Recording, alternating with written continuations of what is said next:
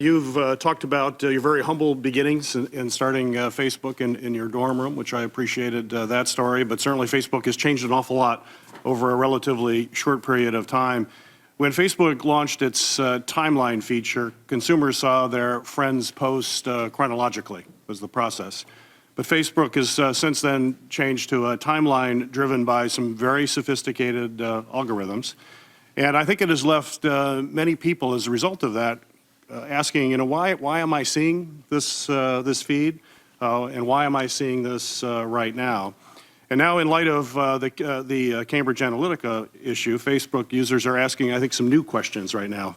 Can I believe what I'm seeing? And who has access to this information about me? So I think it's safe to say, very simply, that Facebook is losing the trust of an awful lot of Americans as a result of this incident. And I think an example of this is something that I've been hearing a lot from folks who have been coming up to me and talking about really kind of an experience they've had where they're having a conversation with friends, not on the phone, just talking, and then they see ads popping up fairly quickly on their Facebook. So I've heard constituents fear that Facebook is mining audio from their mobile devices for the purpose of ad targeting, which I think speaks to this lack of trust that we're seeing here. But and I understand there's some technical issues and logistical issues for that to happen, but for the record, I think it's clear, saying I hear it all the time, including from my own staff. Yes or no, does Facebook use audio obtained from mobile devices to enrich personal information about its users? No. Okay. Well, Senator, let me be clear on this. I mean, so you're talking about this conspiracy theory that gets passed around that we listen to what's going on your microphone and use that for ads. Right. We don't do that. To be clear, we do allow people to take videos on their devices and share those. And of course, videos also have audio. So we do, while you're taking a video, record that and use that to make the service better by making sure that your videos have audio. But I mean, that I think is pretty clear. But I just wanted to make sure I was exhaustive there. Well, I appreciate that. And hopefully that'll dispel a lot of what I've been hearing. So thank you for saying that. Certainly, today, in the era of mega data, we are finding that data drives everything, including consumer behavior. And so consumer information is probably the most valuable information you can get in the data ecosystem. And certainly, folks, as you've mentioned in your testimony here, people like the fact that they can have targeted ads that they're going to be interested in, as opposed to being bombarded by a lot of ads that they don't have any interest in. And that consumer information is important in order for you to tailor that. But also, people are now beginning to wonder, is there an expense to that when it comes to perhaps exposing them to being manipulated or through deception? You've talked about artificial intelligence. You brought that up many times during your testimony.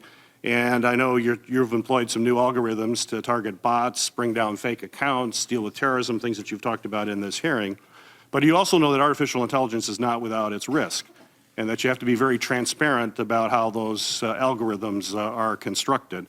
How do you see artificial intelligence, more specifically, dealing with the ecosystem by helping to get consumer insights, but also keeping consumer privacy safe? Senator, I think the core question you're asking about AI transparency is a really important one that people are just starting to very seriously study, and that's ramping up a lot. And I think this is going to be a very central question for how we think about AI systems over the next decade and beyond.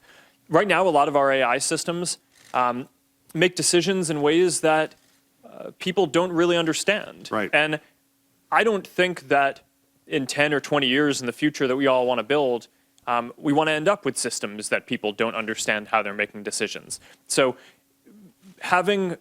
doing the research now to make sure that these systems can have those principles as we're developing them, I think is certainly an extremely important thing.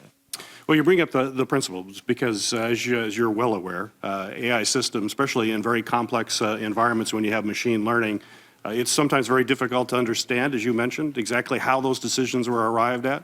There's examples of how decisions are made on a discriminatory basis, and that it can compound if you're not very careful about how that occurs. And so is your company, you mentioned principles, is your company developing a set of principles that are going to guide that development? And would you provide details to us as to what those principles are and how they will help deal with this issue?